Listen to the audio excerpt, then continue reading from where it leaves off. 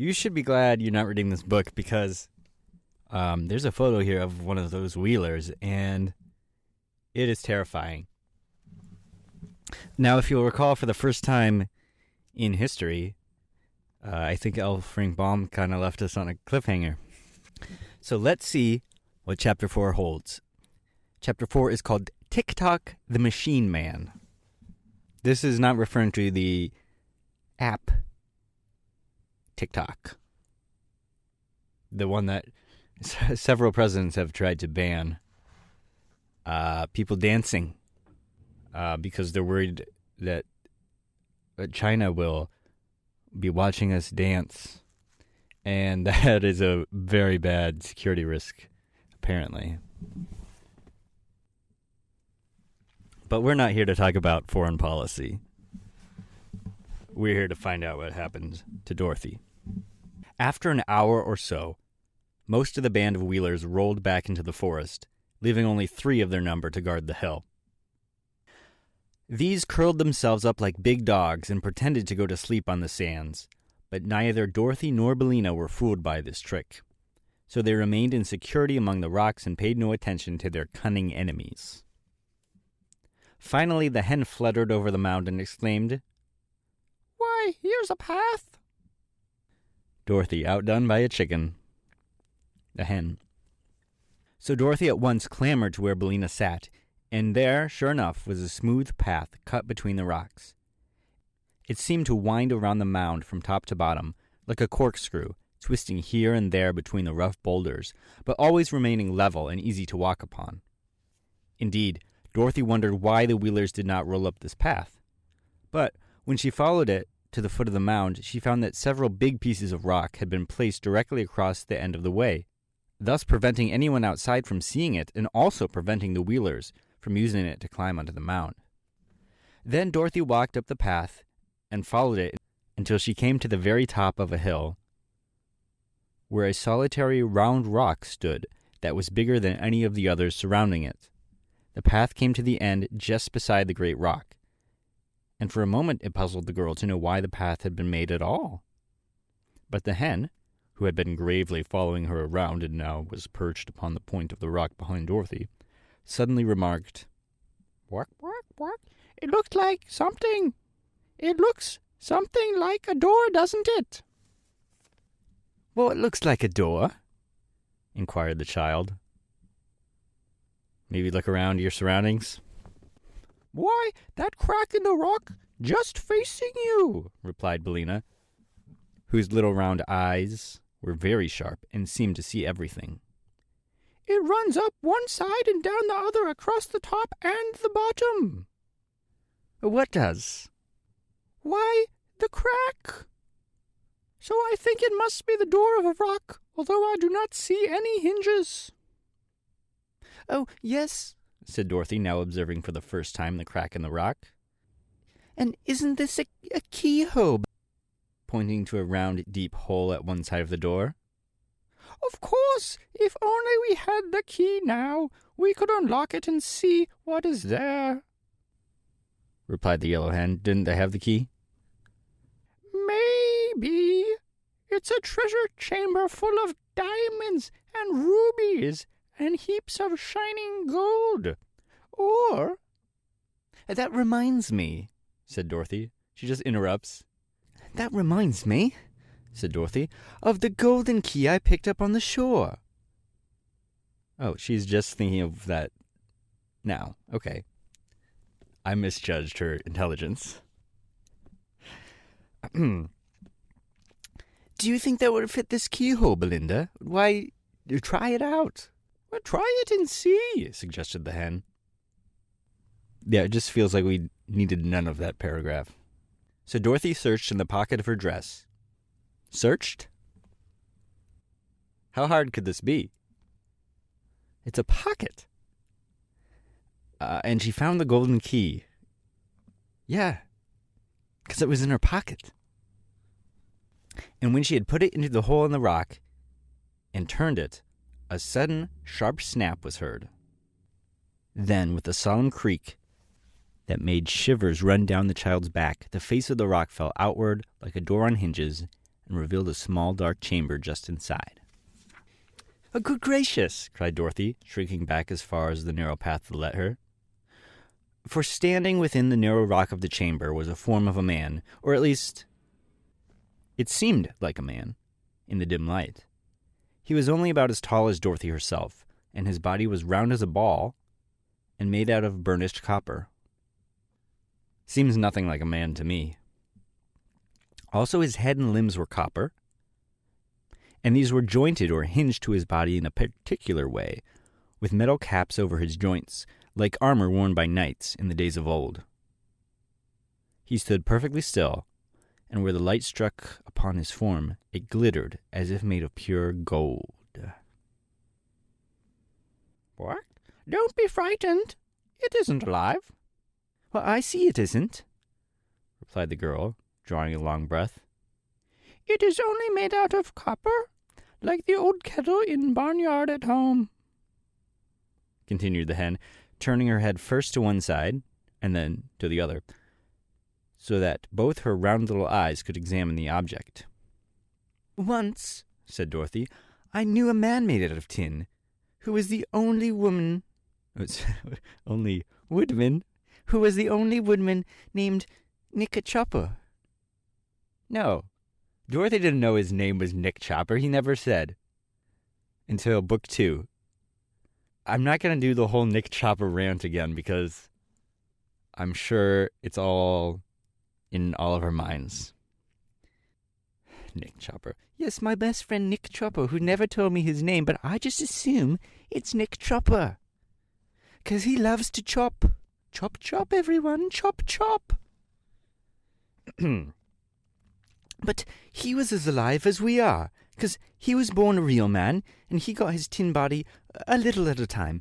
First a leg, and then a finger, and then an ear, for the reason he had so many accidents with his axe, and he cut himself up in a very careless manner." I don't exactly remember, but I don't think that's quite what happened. I think it was like a witch made him... It's not just he was a clumsy man named Nick. "Oh," said the hen with a sniff. Oh, indeed. As if she did not believe the story. Fantastic. I like this hen, actually. "This copper man," continued Dorothy, looking at it with big eyes, "is not alive at all, and I wonder what it was made for, and why it was locked up in this queer place." "That is a mystery," remarked the hen, twisting her head to arrange her wing feathers with her bill. Dorothy stepped inside the little room to get a back view of the copper man, and in this way discovered a printed card that hung beneath his shoulders. It is being suspended from a small copper peg at the back of his neck. She unfastened this card and returned it to the path, where the light was better, and she sat herself down upon a slab of rock to read the printing. "What does it say?" asked the hen curiously. Dorothy read the card aloud, spelling out the big words with some difficulties, and this is what she read. "Smith tinkers. Patent double action, extra responsive, thought creating, perfect talking, mechanical man. Fitted with a special clockwork attachment. Thinks, speaks, acts, and does everything but live. Manufactured only at our works in Even, Land of Eve. All infringements will be promptly prosecuted according to the law." "What? How queer," said the yellow hen. "Do you think that is all true, my dear?" "Well, I don't know," answered Dorothy, who had more to read. "Listen to this. Directions for using. For thinking, wind clockwork man under his left arm, marked number 1.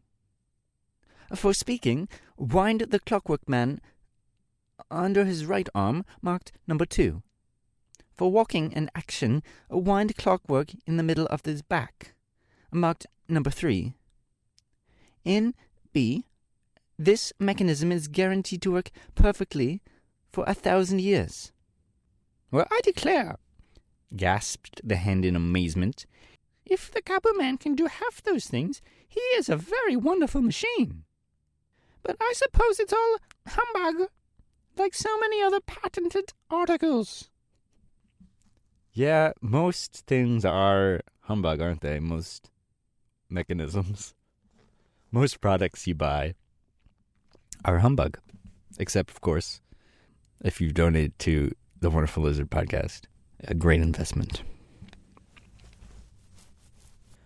Well, we might wind him up, suggested Dorothy, and see what he'll do. Where's the key to the clockwork? Oh, it's hanging on a peg where I found the card. Well then, said the hen, let us try him and find out if he will go. He is warranted for 1,000 years, it seems, but we do not know how long he has been standing inside this rock. Dorothy had already taken the clock key from the peg. Which shall I wind up first? She asked, looking again at the directions of the card. Well, number 1, I think. That makes him think, doesn't it? Well, yes, said Dorothy, and she wound up number 1 under the left arm. Well, he doesn't seem any different, remarked the hen critically. Yeah, I mean, you don't see thinking, right? So what did you expect? Why, of course not. He's only thinking now, said Dorothy. Boom, roasted. Roasted hen. I wonder what he is thinking about. I'll wind up his talk, and then perhaps he can tell us, said the girl. So she wound up number 2, and immediately the clockwork man said, without moving any part of his body except for his lips, Good morning, little girl. Good morning, Mrs. Hen. The words sounded a little hoarse and creaky, and they uttered all in the same tone, without any change of expression whatever. But both Dorothy and Billina understood them perfectly. And me. Good morning, sir, they answered politely. Thank you for rescuing me, continued the machine in the same monotonous tone, which seemed to be worked by a bellows inside of him, like those little toy lambs and cats that children squeeze so that they will make a noise. Don't mention it, answered Dorothy, and then, being very curious, she asked, How did you come to be locked up in this place? It is a long story, replied the copper man, but I will tell you it briefly. I was purchased from Smith and Tinker by a manufacturers, by a cruel king of Eve, named Evaldo. Evaldo? Is that his name? Who used to beat all of his servants until they died. However, he was not able to kill me because I am not alive, and one must first live in order to die. And so all his beating did not harm me and merely kept my copper body well polished. This cruel king had a lovely wife and 10 beautiful children, 5 boys and 5 girls, but in a fit of anger, he sold them all to the Gnome King, who, by means of his magic arts, changed them all into other forms and then put them in his underground palace to ornament his rooms. Afterward, the king of Ev regretted his wicked action and tried to get his wife and children away from the Gnome King, but without avail. So, in despair, he locked me up in this rock, threw the key into the ocean, and then jumped in after it and was drowned. Well, that's, dark. Well, how very dreadful, exclaimed Dorothy. It is indeed, said the machine. When I found myself imprisoned, I shouted for help until my voice ran down, and I walked back and forth in this little room until my actions ran down, and then I stood still and thought until my thoughts ran down. After, I remember nothing until you wound me up again. Well, that is a very wonderful story, said Dorothy. I mean, it was so-so. It wasn't particularly good. Like, it was bad things happening. And it proves that the land of Ev is really a fairy tale, as I thought it was. A fairyland, as I thought it was. Of course it is, answered the copper man. I do not suppose such a perfect machine could be made in any place but a fairyland. He's never seen a toaster, has he? I've never seen one in Kansas, said Dorothy. But where did you get the key to unlock this door? Asked the clockwork voice. Oh, I found it on the shore, and it was probably washed up by the waves, she answered. And now, sir, if you don't mind, I'll wind up your action.